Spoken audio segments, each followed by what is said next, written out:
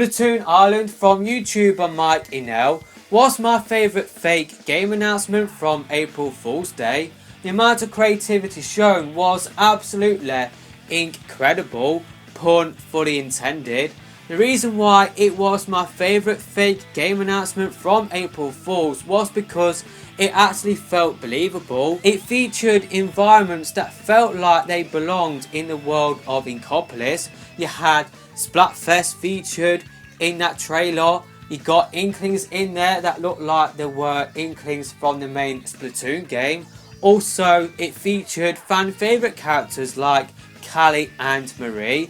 It actually felt like a game that Nintendo actually created. It felt like a real life game, it really did. I just love the premise behind the game as well. I just love how it is focused on what the adult Inklings get up to instead of like what we got currently in the main games, where it is focused on what the teenagers get up to. So the teenagers in Splatoon, they basically get up to Turf War. They basically take part in all of the ranked battle game modes as well. But with Splatoon Island, it focused on what the adult Inklings got up to instead. I just loved all of the mini games in there. They looked really fun to play, especially the boat mini game where you were shooting all of the other boats. It just looked really enjoyable. I would just love to play this sort of game. I think the top down view works really well for it being a smartphone game. And yeah, I was just really impressed with this fan made game, to the point where I really want Nintendo to make this sort of game. I think it would work really well. For me, this is the perfect spin-off game to go in between the main Splatoon games. I don't think we will be getting Splatoon 3 anytime soon.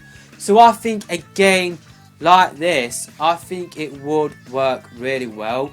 Maybe there would be some sort of backlash about it being a smartphone game.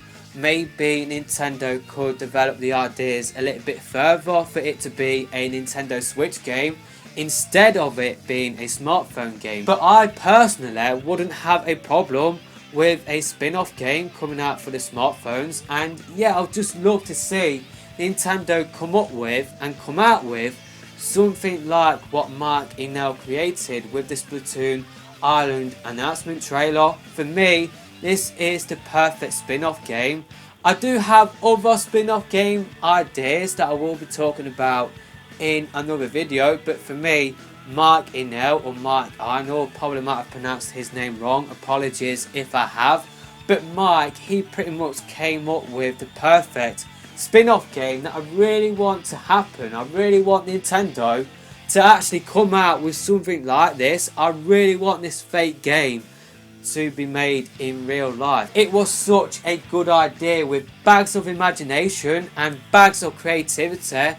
I just gotta give Mike Inell and everybody that did create the Splatoon Island trailer a massive amount of credit. I will leave a link to that trailer in the description below, but let me know your thoughts about that in the comment section below.